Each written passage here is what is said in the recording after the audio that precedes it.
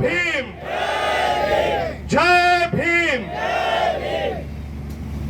મંચ ઉપર ઉપસ્થિત સમાજના સૌ જ વડીલો, અગ્રણીઓ, ધાણદાર વણકર સમાજના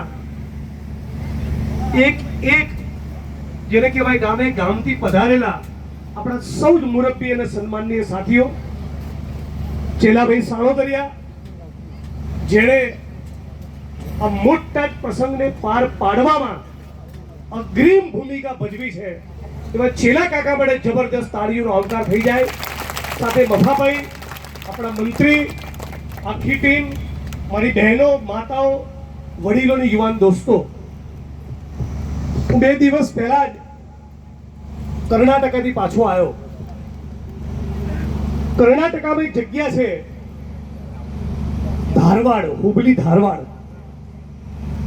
આ જગ્યા પર બહુ જ વર્ષો પહેલા ડોક્ટર બાબા સાહેબ આંબેડકરે ફૂલની ને ફૂલની પાંખડી જોડી સમાજમાં અપીલ કરી, સમાજમાં ઘા નાખી એક નાનકડી હોસ્ટેલ જેવી સગવડ ઊભી કરી હતી. પછી ડોક્ટર બાબા સાહેબ આંબેડકર, જો હું ભૂલ નથી કરતો તો એ વિદેશ અભ્યાસ કરવા માટે ફોરેનના કોઈ કન્ટ્રીમાં હતા અને એ હોસ્ટેલ ચલાવવા માટે ખૂબ આર્થિક સંકટ ઊભું થયું અને ડોક્ટર બાબા સાહેબ આંબેડકરે રમાબાઈને પત્ર લખ્યો કે જરા જુઓ ને ત્યાં શું થઈ શકે. રમાબાઈ એ મુંબઈથી કર્ણાટક એ સંસ્થાના રખોપા કરવા માટે હુબલી ધારવાડ જાય છે. ત્યાંની પરિસ્થિતિથી વાકેફ બને છે અને પછી જ્યારે ખબર પડી અમને કે આ સંસ્થા બંધ થાય એવી વિકટ પરિસ્થિતિનું નિર્માણ થયું છે, તો ડોક્ટર બાબા સાહેબ આંબેડકરને પૂછ્યા વિના એમની જાણ બહાર પોતાના ઘરેણા વેચી નાખ્યા, પણ એ સંસ્થાને મરવા ના દીધી.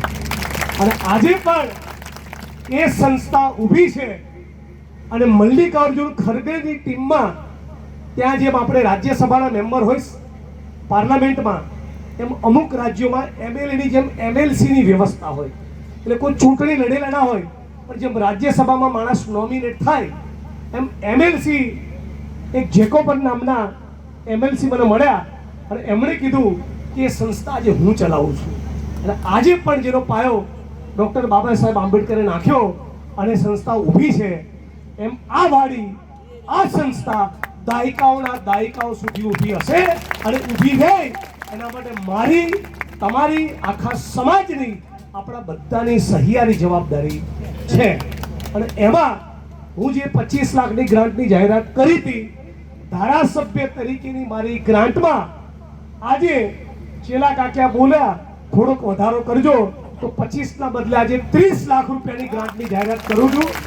અને આ તો મારી ધારાસભ્ય તરીકેની ગ્રાન્ટમાંથી જાહેરાત કરું છું 30 લાખ રૂપિયાની, પણ સાથોસાથ મારા વ્યક્તિગત ફાળાના 1 લાખ રૂપિયા પણ આજે હું ફાળો આપું છું.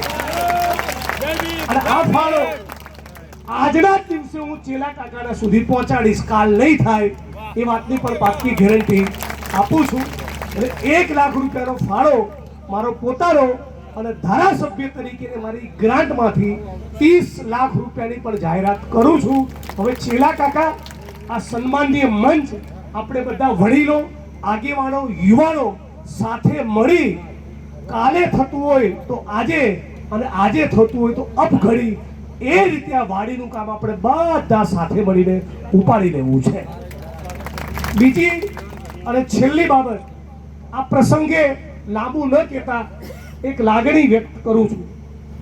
આ વાડીમાં સમાજના લગ્નો, સમૂહ લગ્નો, એવા બધા પ્રસંગો તો થશે, પણ આ વાડી, આ સંકુલ એ સ્પર્ધાત્મક પરીક્ષાની તૈયારી કરનારા વિદ્યાર્થીઓનું સ્થાનક બને અને ધાણદાર વણકર સમાજમાંથી, આ માટીમાંથી સેંકડોની તાદાદમાં પીડીઓ, ડીડીઓ, મામલતદાર, પ્રાંત અધિકારી, કલેક્ટર, એસપી, એમપી, એમએલએ બને અને આવી અનેક સંસ્થાઓનો પાયો નાખે અને ટીડીઓ ડીડીઓ મામલતદાર પ્રાંત કલેક્ટર એસપી બન્યા પછી સમાજનો જે વંચિત માણસ રહી ગયો છે એને ભૂલી જાય નહીં, એની વેદના એની નજરમાં રહે કે આ સમાજને આજે પણ 100 ચોરસ વારના પ્લોટની જરૂર પડે છે.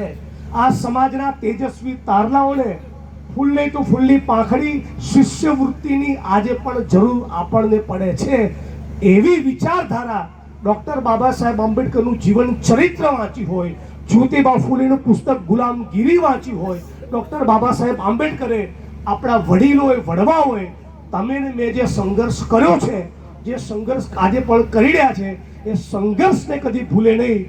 એવા સરકારી કર્મચારીઓ, એવા આઈએસ આઈપીએસ અધિકારીઓ, એવા ટીડીઓ ડીડીઓ મામલતદાર આ સંકુલમાંથી આ સંસ્થામાંથી ઊભા થાય અને પછી જ્યાં પણ નોકરીઓ કરે ત્યાં વીણીને ગરીબ માણસનું હિત જોવે, ગરીબ માણસનું કામ કરે એવી લાગણી પણ આ પ્રસંગે વ્યક્ત કરું છું.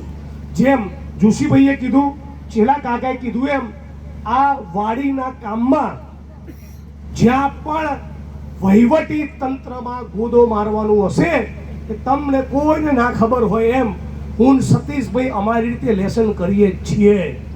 ક્યાંય કોઈ પણ પ્રશ્ન આવે નહીં, એના માટે અમારી બરાબર નજર છે.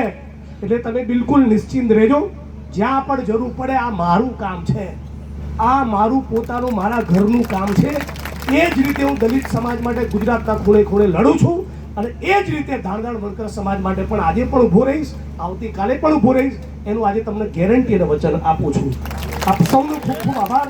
આપ સૌએ જે ફાળો લખાવ્યો એ સિવાય પણ સમાજમાં આપણે બધા સાથે મળીને પણ ઘા કરીશું. આખા ઉત્તર ગુજરાતમાં, સૌરાષ્ટ્રમાં બધે અમારી આ સંસ્થા બની રહી છે.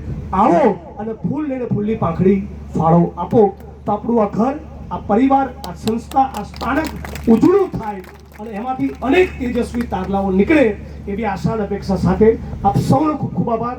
અહીં આમંત્રણ આપવા બદલ ધાણદાર વણકર સમાજનો, ચેલા કાકાનો, મફા કાકાનો, આ બધા જ વડીલો, મુરબ્બી, આપ સૌનો આભાર માનું છું. આ સાથે મારી વાણીને વિરામ આપું છું. જય ભીમ, જય ભારત, જય સંવિધાન. ખૂબ ખૂબ આભાર.